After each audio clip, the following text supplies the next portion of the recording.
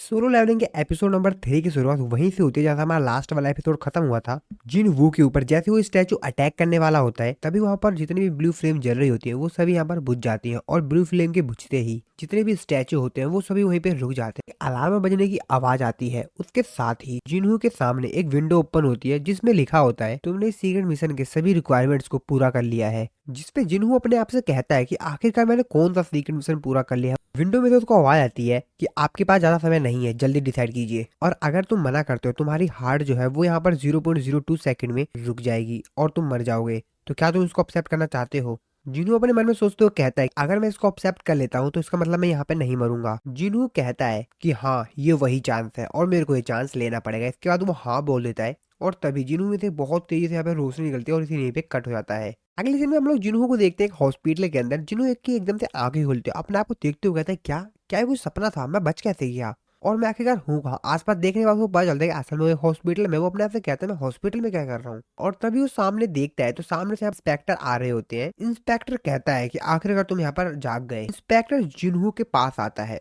जिन्हू उसको देखते हुए कहता है कि तुम कौन हो। इंस्पेक्टर उसको बताता है कि मैं माफी चाहूंगा अगर तुम मेरे को देखकर सरप्राइज हो गए। जिसके बाद वो बताता है कि हम लोग हंटर गिल्ड के इंस्पेक्टर हैं। कहता है कि आखिरकार इंस्पेक्टर मेरे से क्यों मिलना चाहते हैं।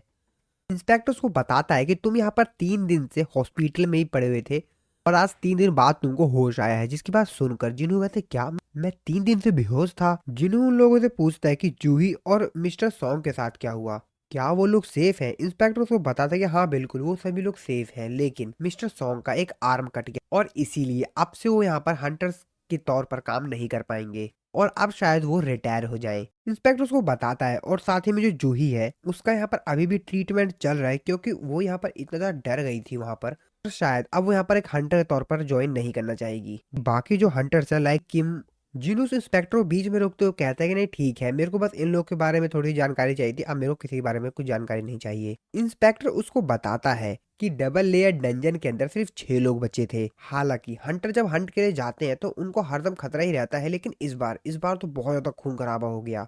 वो बताता है कि और जब हम लोग वहां पर पहुंचे तो बाकी सभी लोग वहां से जा चुके, वहां पर सिर्फ तुम थे जो कि ऑल्टर के ऊपर पड़े हुए थे। कोई भी स्टैचू या कुछ भी वहां पर आसपास था नहीं। जिसकी बात सुन के जिन्हू कहता है क्या ऐसा कैसे हो सकता है। इंस्पेक्टर उसको बताता है कि हम लोग भी विश्वास नहीं कर रहे थे, लेकिन जब हम लोगों ने बाकी सभी लोगों की जो कि वहां से भागे थे अपनी जान बचा के, उन लोगों से जब हमने पूछताछ की तो उन सभी के जो स्टेटमेंट्स थे वो एकदम सेम थे, तो हम लोग को भी इस पे विश्वास करना पड़ा और हम लोगों को ऐसा लगता है कि तुमको यहाँ पर डबल अवेकिंग मिली है।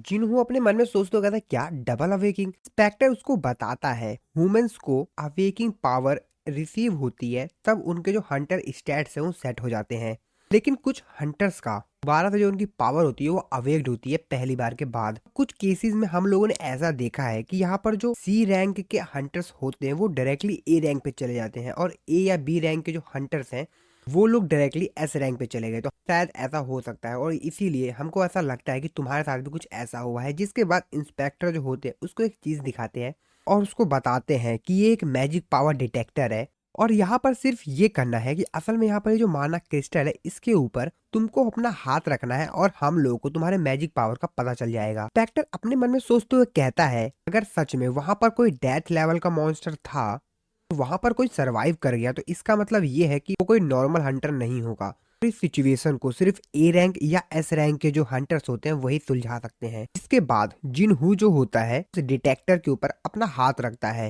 इसके बाद वहां पर रीडिंग होना स्टार्ट हो जाती है कि जिनहू की यहाँ पर जो मैजिक पावर है वो कितनी है। डिटेक्टर होता है उसके अकॉर्डिंग जिनहू की यहाँ पर जो मैजिक पावर है वो सिर्फ 10 है। इंस्पेक्टर कहता है कि कचरा कचरा ही रहेगा जैसा कि मैंने सोचा था। यहाँ तक कि जो सबसे लोएस्ट ई रैंक के हंटर्स होते हैं उनकी मैजिक पावर कम से कम 70 तो होती ही है। कि ऐसा लगता है कि हम लोगों ने तुम्हारे ऊपर बेमतलब का शक किया। ऐसा कहने के बाद इंस्पेक्टर जो होते हैं वो यहाँ से चले जाते हैं। जिन्हू कहता है क्या कुछ भी नहीं। जिन्हू सामने यहाँ पर जो विंडो स्टेटस होता है उसको देखते हुए कहता है कि क्या इस विंडो को ये लोग नहीं देख पाए। तभी विंडो उसको बताती है कि आपके पास एक मैसेज आया है। तो कहता है क्या मेरा जो पैर है वो तो अभी भी यहाँ पर है और मेरे चेस्ट पे जो यहाँ पर चोट लगी थी काफी गहरी वो भी ठीक हो गई है कि असल में सपना क्या है और सच्चाई क्या है। क्या मेरे को उन लोगों को ये बात बतानी चाहिए थी कि मैं यहाँ पर एक विंडो स्टेटस देख पा रहा हूँ। जिसके बाद जिन्हों जो होता है सामने स्क्रीन जो होती है उस पर टच करने की कोशिश करता है, मैसेज पढ़ने की कोशिश करता है, लेकिन अपने मन में सोचते कहता है कि लगता है यहाँ पर ये टच स्क्रीन नहीं है और इसलिए मैं यहाँ पर इसके ऊपर क्लिक नहीं कर पा रहा हूँ। और जिन्हों जब ये सब कुछ कर ही रहा होता है तभी उसकी जो सिस्टर होती है वो वहां पर आ जाती है और उसको बोलती है कि ब्रदर आप क्या कर रहे हैं। जिन्हों की सिस्टर उसके ऊपर काफी ज्यादा चिल्लाती है और बोलती है कि तुम हर बार जब भी डंजन के अंदर जाते हो तो यहाँ पर इंजर्ड होकर ही आते हो, ये बात तुमको पता ही होगी कि मैं तुम्हारी कितनी ज्यादा चिंता कर रही थी। जिन्हों उसको इस बात के लिए सॉरी बोलता है। जिन्हों की सिस्टर उसको बोलती है कि बाकी सभी जो लोग डंजन से आते हैं वो एकदम सही आते हैं, लेकिन सिर्फ तुम ही हो जो कि डंजन से जितनी बार भी आए हो हर बार इंजर्ड होकर ही आए हो। जिसके बाद जिन्हों की सिस्टर उसके ऊपर चिल्लाते हुए बोलती है तुम अब एक बात समझ लो, एक बार और अगर तुम इंजर्ड होकर आए तो मैं यहाँ पर जो अपनी स्टडी है उसको छोड़ दूंगी और काम करना शुरू कर दूंगी। जिनू अपनी सिस्टर से पूछता है क्या तुमको यहाँ पर विंडो स्क्रीन दिखाई दे रही है, जिसपे उसकी सिस्टर को कहती है कि तुम्हारे सर में चोट लगी है, मेरे को ऐसी कोई भी स्क्रीन दिखाई नहीं दे रही। जिसके बाद जिन्नू अपनी सिस्टर से पूछता है गेम के अंदर अगर तुमको अनरीड मेल पढ़ना हो तो तुम किस तरीके से करोगे, जिसपे उसकी बहन बोलती है कि मैं यहाँ पर मेल बॉक्स को ओपन करूंगी। जिन्नू यहाँ पर मेल बॉक्स को ओपन करता है। मेल बॉक्स में उसको यहाँ पर दिखता है कि तुमको डेली क्वेस्ट कंप्लीट करना है जो कि है ताकतवर बनना। उसकी सिस्टर उसको कहती है ठीक है अभी मैं जा रही हूँ, मैं बाद में आऊंगी। उसकी सिस्टर ऐसे कहकर वहां से चली जाती है। जिसके बाद स्क्रीन चेंज होती है, वहां पे लिखा हुआ होता है कि प्लेयर की ग्रोथ में सिस्टम जो है उसकी हेल्प करेगा और अगर वो सिस्टम के ऑर्डर को फॉलो करने में फेल हो जाता है तो उसको यहाँ पर पेनल्टी देनी होगी। जिसके बाद यहाँ पर जिनू कहता है कि मेरे को तो यहाँ पर कुछ भी समझ आ रहा है कि आखिर बोल क्या रही है। जिनू याद करता है कि जब यहाँ पर वो ऑल्टर के ऊपर पड़ा हुआ था डंजन में तब इसी प्रकार के उसके सामने एक स्क्रीन आई थी।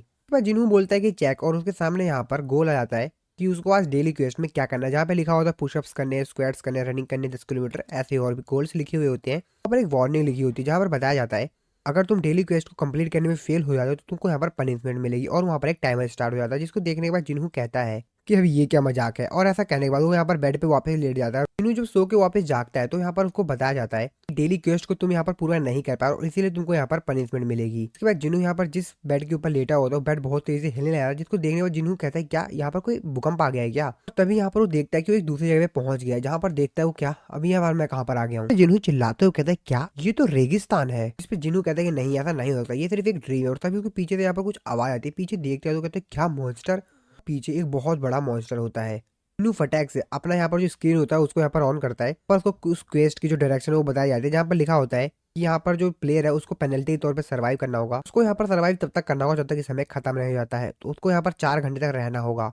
फिर जिन्हों की तो हालत खराब हो जाती है उस मॉन्स्टर को देखने के बाद। वो कहते हैं क्या ये कोई मजाक चल रहा है क्या, तो फिर वहां से वो भागना शुरू करता है क्योंकि यहाँ पर जो मॉन्स्टर होता है वो उसके पीछे पड़ जाता है, पूरी ताकत लगा वहां से भागना शुरू करता है। जिन्हों यहाँ पर काफी समय से उस मॉन्स्टर से बच के भाग रहा होता है और फाइनली जब उसके यहाँ पर 7 सेकंड बचे होते हैं तो जो मॉन्स्टर होता है उसके ऊपर अटैक करने वाला था, उसको मारने वाला था, लेकिन तभी यहाँ पर का क्वेस्ट का जो टाइम होता है वो यहाँ पर टाइम हो जाता है। जिन्हों सीधा हॉस्पिटल में पहुंचता है कि स्क्रीन पे बताया जाता है कि आपका जो पेनल्टी क्वेस्ट था अब वो यहाँ पर कंप्लीट हो चुका है। और तभी यहाँ पर नर्स आती है अंदर और किसी को हेल्प के लिए बुलाती है। इसके बाद हम लोग अगले दिन का सीन देखते हैं। यहाँ पर 2 नर्सें आपस में बातें कर रही होती हैं। उनमें तो जो एक नर्स होती है वो बोलती है क्या तुम उस पेशेंट को जानते हो जिसका नाम सांग जिन वू है, मैंने सुना है कि वो एक हंटर है। जिस पर दूसरी नर्स उसको बताते कि हाँ उसको रोज यहाँ पर रनिंग करते हुए देखती हूँ, यहाँ तक कि उसको यहाँ पर सिर्फ होश में आए हुए सिर्फ कुछ ही दिन हुए हैं। मैंने इसके बारे में डॉक्टर से बात की, डॉक्टर ने मेरे को बताया कि हंटर्स जो है नॉर्मल इंसानों की तुलना में काफी तेजी से रिकवर होते हैं। इन वो को देखते हैं जो कि हम लोग को बताता है उसको होश में आए हुए 4 दिन हो चुके हैं। उसने यहाँ पर कुछ चीजें पता की हैं। पहली चीज, मेरे सामने जो स्क्रीन दिखाई दे रही है ये कोई इल्यूजन नहीं है, ये सच में है। हालांकि इस चीज को मेरे अलावा कोई और नहीं देख सकता है। जिनू जैसे ही अपना यहाँ पर डेली क्वेस्ट पूरा कर लेता है उसको यहाँ पर रिवॉर्ड मिलता है, जिसके बाद स्क्रीन पे बताया जाता है कि आपको यहाँ पर एक रिवॉर्ड चॉइस करना होगा। जिनू यहाँ पर स्टेटस रिकवरी का जो रिवॉर्ड होता है उसको चूज करता है। उसके बाद वो यहाँ पर पूरी तरीके से एकदम दोबारा से रिकवर हो जाता है। जिनू बताता है कि उसने अभी यहाँ पर जो रिवॉर्ड चुना था उसकी हेल्प से उसने एक्सरसाइज के बाद जो भी यहाँ पर उसको थकावट हुई थी वो सबकी सभी रिकवर हो जाती है। इसके बाद जिन्हू बताता है कि यहाँ पर स्टैट्स पॉइंट्स है और यहाँ पर एक रैंडम बॉक्स आइटम है और स्टैट पॉइंट का इस्तेमाल करके मैं अपने कैरेक्टर के जो स्टैट्स है उसको यहाँ पर इंक्रीज कर सकता हूँ। और मैं यहाँ पर जैसे जैसे अपना जो कैरेक्टर का स्टैट्स है उसको बढ़ाऊंगा तो मैं और भी ज्यादा ताकतवर होता जाऊंगा। ये एक तरह से गेम की तरह है। इसके बाद अगले सीन में हम लोग जिनवू को देखते हैं जो कि हॉस्पिटल के रिसेप्शनिस्ट के पास जाता है। जिनवू रिसेप्शनिस्ट को बताता है कि आज उसको बाहर जाना किसी काम से, तो रिसेप्शनिस्ट उसको अलाउ कर देती है। अगले सीन में हम लोग जिनवू को देखते हैं जो कि स्टेशन पे आया होता है और अपने साथ वो एक की लाया होता है।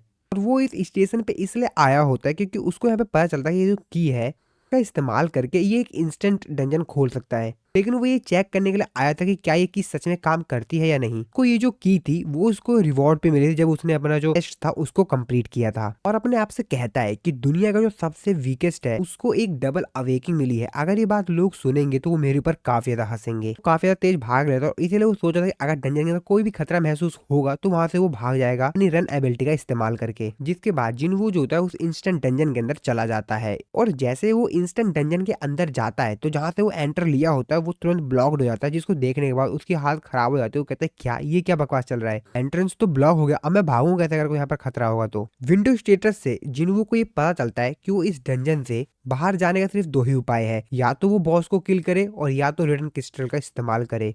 और जैसा कि उसके पास रिटर्न क्रिस्टल नहीं है तो अब उसको यहाँ पर बॉस को ही किल करना पड़ेगा। जिनवू अपने मन में सोचते हुए कहता है कि अभी कुछ दिनों पहले की ही तो बात है जब मैं एक ई रैंक के मॉन्स्टर से भी फाइट करने के लिए स्ट्रगल कर रहा था, और आज मेरे को इतना बड़ा डंजन खुद ही क्लियर करना है और वो भी अकेले। और इसी के साथ ये वाला जो एपिसोड यहाँ पर खत्म होता है। वीडियो अच्छी लगी वीडियो को लाइक करना, चैनल को सब्सक्राइब नहीं किया तो सब्सक्राइब जरूर से कर देना नेक्स्ट एपिसोड को जल्द से जल्द देखने के लिए। बाकी मिलता हूँ आपको अपनी नेक्स्ट वीडियो में।